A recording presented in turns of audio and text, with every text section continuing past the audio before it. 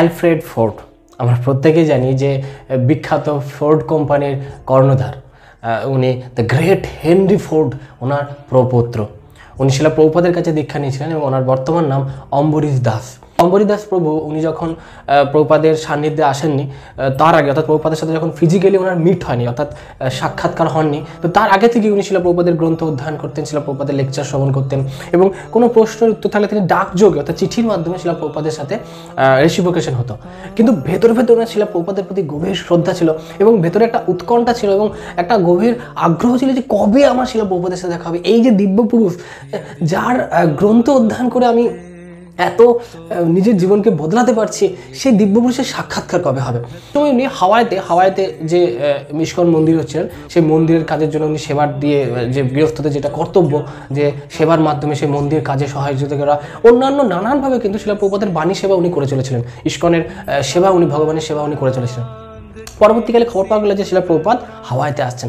তখন অম্বরীশ দাস প্রভু ওনার তো আনন্দের সীমা নাই যে যে দিব্য পুরুষের সান্নিধ্য আমি লাভ করতে চলেছি, সেই দিব্য পুরুষের গ্রন্থ অধ্যয়ন এতদিন ধরে যাকে দেখবো বলে, অর্থাৎ সাক্ষাৎ হরি, যিনি সাক্ষাৎ হরি গুরু হচ্ছেন, সাক্ষাৎ হরি, সেই ওনার দর্শন আমি পাবো। তো এটার জন্য উনি গভীর উৎকণ্ঠা ছিলেন এবং ভেতরে ভেতরে ভয়ও ছিল। কারণ এই ভয়টা হচ্ছে শ্রদ্ধা মিশ্রিত ভয়, যে শিলা প্রভুপাদের সামনে গিয়ে আমি কী করবো, না জানি কী বলে ফেলবো। উনি তো দিব্য পুরুষ, উনি তো ভেতরটা বুঝে নেবেন। কিন্তু যেই মুহূর্তে শিলা প্রভুপাদ হাওয়াইতে এলেন এবং উনি শিলা প্রভুপাদের সাথে দর্শন করতে গেলেন এবং শিলা প্রভুপাদের প্রথম কোশ্চেন ছিল যে আচ্ছা তুমি তাহলে হেনরি ফোর্ডের প্রপুত্র। তখন অম্বরীশ দাস মহাশয়, মানে তখন উনি আলফ্রেড ফোর্ড, উনি একটু লজ্জা মিশ্রিত বলেন, হ্যাঁ শিলা প্রভুপাদ। আচ্ছা তাহলে হেনরি ফোর্ড এখন কোথায় আছে? এই কোশ্চেনটা শুনতে যতটা সহজ মনে ছিল, কিন্তু এই কোশ্চেনটা আপাত দৃষ্টিতে সহজ হলো, এই কোশ্চেনটা অ্যালফ্রেড ফোর্ড ওনাকে নাড়া দিয়েছিল। অর্থাৎ উনি বোঝাতে চাইছেন যে একটা কোশ্চেনের মাধ্যমে উনি দেহ এবং আত্মার মধ্যে উনি একটা পার্থক্য খুঁজে বের করলেন। যে Henry Ford, the great Henry Ford, যিনি চার চাকা যে গাড়ি, সেই চার চাকা গাড়ির একটা যুগান্তকারী ইতিহাস তিনি সৃষ্টি করছেন, সেই হেনরি ফোর্ড যাকে আজকে প্রত্যেকেই চেনে, উনি এখন কোথায়? অর্থাৎ উনি বোঝাতে চাইছেন যে মান, যশ, প্রতিষ্ঠা, আজকে জড়জাগতিক যে পদমর্যাদা, এই সব কিছু কিন্তু দেহি নহিষ্মানে যথা দেহে কৌমারং যৌবনং যারা তথা দেহান্তর প্রাপ্ত ধীরস্তত্র নামুজ্যোতি। অর্থাৎ আমরা যেভাবে যৌবন থেকে আস্তে আস্তে আস্তে বার্ধক্যে গিয়ে আস্তে আস্তে কিন্তু এই আত্মা এই শরীর ত্যাগ করে অন্য শরীর পায়। অর্থাৎ যেই মুহূর্তে আত্মা এই দেহ থেকে বেরিয়ে যাবে, যেটা আমাদের আসল স্বরূপ, এই মান, যশ, প্রতিষ্ঠা সব কিছু কিন্তু ধুলোয় মিশে যাবে, আমরা আবার একটা নতুন দেহ পাবো। সুতরাং যে পদ প্রতিষ্ঠার জন্য আমরা আমাদের আত্মার যত্ন নিই না, যেটা আমি অরিজিনালি আমি, সেই আত্মার যত্ন আমরা নিচ্ছি না, তারা হচ্ছে মূর্খ।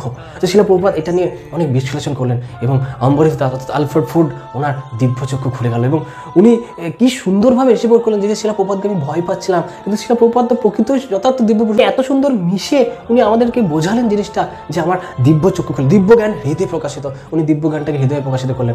পরবর্তীকালে সেই সময় কথোপকথন যা চলছে, উনি ভেতরে ঢুকলেন বলিমর্দন প্রভু স্ত্রী। বলিমর্দন ছিলেন শিলা প্রভুপাদের একজন শিষ্য। তো বলিমর্দন প্রভু যিনি স্ত্রী, উনি ছিলেন টয়োটা কোম্পানির উত্তরাধিকারিণী, অর্থাৎ পরবর্তীকালে উত্তরাধিকারী হবে। তো শিলা প্রভুপাদ একটু মুচকি হেসে বললেন, এই যে এ হচ্ছে টয়োটা, মানে হয় না যে আমরা এখন কোনো কাউকে কারোর হয়তো হোন্ডা কোম্পানির শোরুমে যাওয়ার বলে, আরে এই হোন্ডা কি, কোড নাম দিয়ে, ওই কোম্পানির নাম দিয়ে।